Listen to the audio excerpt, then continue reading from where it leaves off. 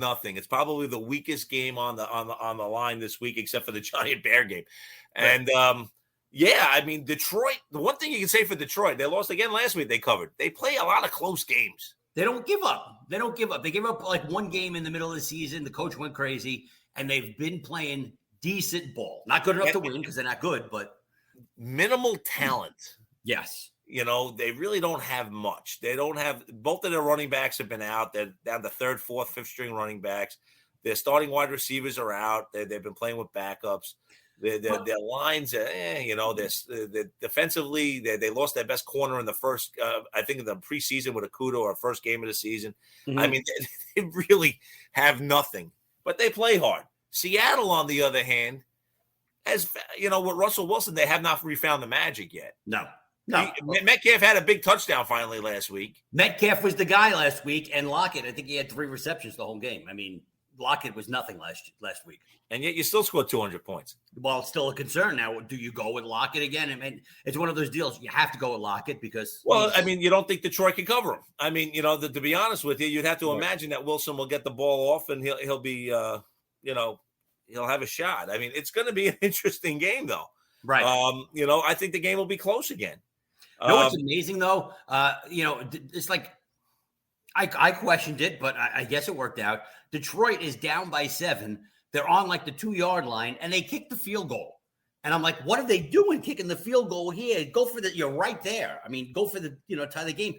But they did get the ball back quickly, and they had a chance to win later. At the end. Well, they got the fumble. They got the fumble from Gage, and they had a shot. I mean. And the thing is that's so funny is that Dan Campbell's been the guy that's been going for it on 4th and 8 from his own 30 all year, in like a third quarter. Right. And he doesn't go for the touchdown there. He's been worse than Riverboat Ron. Yes, but they play for him. They like him.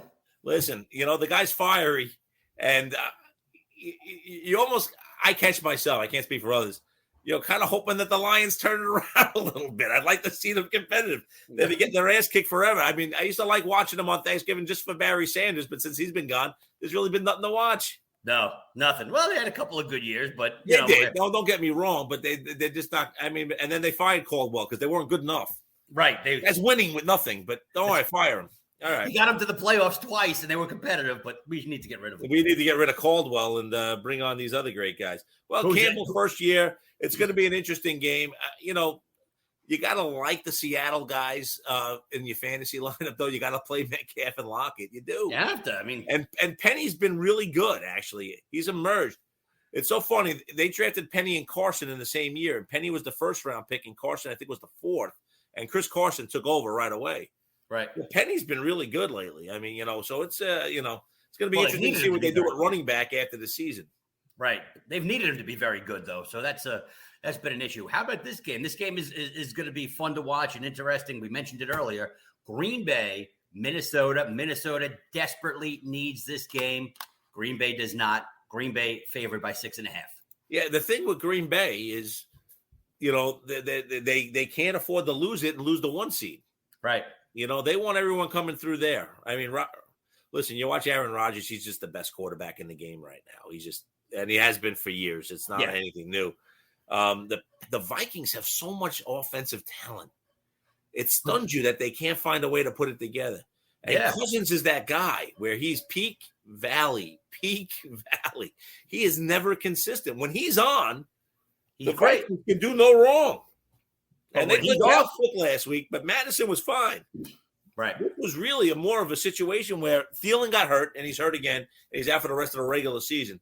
And right now, that would include the rest of the season because they're not in the playoffs at this moment. But if the Vikings lose this game, they're basically done. They're done. 7-9 would have them out, and that's a very talented team to not make the playoffs.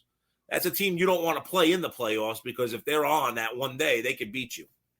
Absolutely. So we'll see what happens there. And, of course, like you said, weather's going to be a factor in that game as well. Yeah, right now it's listed as 12 degrees, but sunny. So, I don't know how it could be sunny for a night game, but that's what they're calling it. That's right. I guess they're calling it during the day. But right now they're saying 12 degrees. A couple other games real quick. Eagles-Washington. Have you ever seen a divisional matchup be so embarrassing as what Washington put forth against the Dallas Cowboys the other night? Especially when you have such a need to win that game. Listen, I know that they don't have a lot of talent. I know they're two two of their best linemen got into a fist fight on the sideline that have been teammates since their days at Alabama. And they one guy threw a punch at the other. Allen threw a punch at Payne. But it's like, what is going on with Washington where they look like they were all of a sudden right there, and then they've fallen apart the last couple of weeks. The Eagles, on the other hand, you don't love the way they play, but they find a way to win. Yeah, they're not dominating anybody. I mean, except for the Giants, but the Giants stink. I mean, they're an 8-7 team, right? And right now they'd be in the playoffs. But that would be the team I think that most NFL teams would want to play in the playoffs. Right. If you had your choice in the wild card weekend of playing Arizona, Philadelphia, San Francisco, you go through those teams. Philly's defense is good but not great, and Philly's offense is good but not great. But dude, it's so easy, to put together the game plan. Keep Jalen Hurts in the pocket, you win the game. Yeah, just don't let him throw. Don't come out of your lane. You don't have to sack him. Let him throw it. Let him throw it. It's like playing against Tim Tebow back in the day. Let him throw it. Let him throw it. A few of them, but that's it. We know he listens to the show every single week. Montez Sweat, his brother passed away, got shot. Yeah, got shot in Richmond. That's a shame. It really is a shame. So 27 years old, another young life that's no longer. I don't know the circumstances behind it, but that's just awful. Wouldn't that be nice if Montez Sweat actually listened to the show? Meanwhile, we have. Well, you think he'd be one of the 3 listeners? That'd be great. You could dream. A girl, my wife, and Montez Sweat. That'd be great. And Kevin. And Kev. Kev's away this week. He may not catch the show. What's funny? I'm talking to my nephews and stuff over Christmas, and I'm like, it's not just fantasy anymore. We've been talking about other stuff. You guys should listen, and they refuse to. We have a fan base that's second to none. Yeah. Rams-Ravens, another big game this week. Rams just jumped up. They take the division. They're actually the 2 seed right now. Wow. They jump ahead of the Cowboys and the Bucks. Somehow, I don't know how the tiebreaker thing works. Right. And they're the 2 seed. They've been looking up at the Cardinals all week. Stafford threw 4 picks last week, and they won.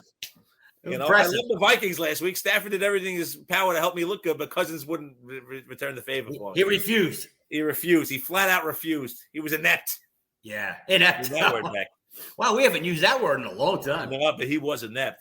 Yeah. Well, huge game for both teams, though. The Rams are trying to keep that division lead because the Cardinals still have the tiebreaker on them, and the Ravens, trying to get into the playoffs. Lamar Jackson's practicing. Assume he's going to play. Mm-hmm. Ravens are a different team when he's playing. They do need him, that's for sure. And it's in Baltimore, and it's going to be like 63 degrees. So apparently it's only cold in the north, but at that Mason-Dixon line between Pennsylvania and Maryland, it just stops. Yeah. That'll be kind of interesting to see. Once you get to Route 80, you're dead. And then the final game, the final 2 games, the Broncos-Chargers. Now, it doesn't seem like much, but they're 8-7 against 7-8. Chargers need it, or they're going to be out. And again, they're like the Vikings. You can't figure them out. No, all this super talented, all this talent, and they can't put. They got blown out by the Texans. They didn't get beat. They got blown out. They scored a late touchdown. They cut it to 12. They scored in the last play of the game. David Mills is a juggernaut. You can't stop him. God. That's why I'm nervous about playing the 49er defense, because what if Mills takes off? I was reading an article today this week, where they were saying maybe Houston has the answer at quarterback. Oh, I don't think so, but here's the reason why I'm nervous about Mills, and that's why I'm going with Buffalo. He went to Stanford, Buffalo's defense. He went to Stanford, so they're going to be playing in San Francisco, which is right there. And he might have like a whole fan base, and couldn't just see like his parents all proud as Mills plays the game of his life. And throws 400 yards. And most likely he's going to go 12 for 27 with 3 picks and a defensive touchdown, and I'm going to blow my game against you because of it. Yeah. But I see the risk of him playing in front of friends and family and doing well. It makes me nervous. Excellent. Broncos Chargers, we touched on. Big game for both teams. Oh, yeah. I mean, Broncos lost last week. If they don't win this week, they're done. They're just not a good team. And then the Texans 49ers is the last one. And the Cardinals Cowboys, by the way. Cardinals are going in the wrong direction. Yeah, you know what? Quickly going back to the Bronco game, everybody thought Bridgewater would be the answer, or at least a nice little thing. He's not. Bridgewater is a pedestrian. Yeah, but that wasn't him last week. That was Drew Lock. But I'm just in general. No, in general, Bridgewater is a bridge. He's a bridge quarterback to the next guy you're going to draft. Yeah, he's a very, very, if you want to make him a number one, he's like number 29 in the league. He's just not a great quarterback. You know who he reminds me of a lot? And it's going to be an old reference, but Steve DeBerg, he's a quarterback for the 49ers, and then they brought Montana. Then they send him to Kansas City, and then they draft their quarterback. It's like they bring in their new quarterback. It's just that he's the kind of guy, he's a great stopgap for a year or two. Right. But he doesn't have the necessary arm strength or difference-making ability to – and he was coming up, and he looked pretty good as a Viking when he was young. He did. Right. That injury kind of set him back. I think he's a nice quarterback. But, again, he's the guy you want as your backup quarterback. Yeah. Like when the Chiefs in the playoffs last year, when Mahomes went down with the concussion and Henny had to come in and play. He's solid. He can get the job done. You don't want Henny playing 3 weeks in a row because he's gonna lose 2 of those games, or at least one of them. But he found a way, and he made that big scramble on the 3rd and 16 to get it to 4th and 1, where they went for it and got it and led them down the field. But I mean, it's like you need those quarterbacks backups. You don't need Mike Glennon. Right. You don't need. You would think watching all this stuff, people would consider the backup to be that much more important. I mean, when Blake Bortles is on like his 4th team of the year. Yeah, exactly. And Josh Johnson, same thing. And it's just ridiculous. It's important.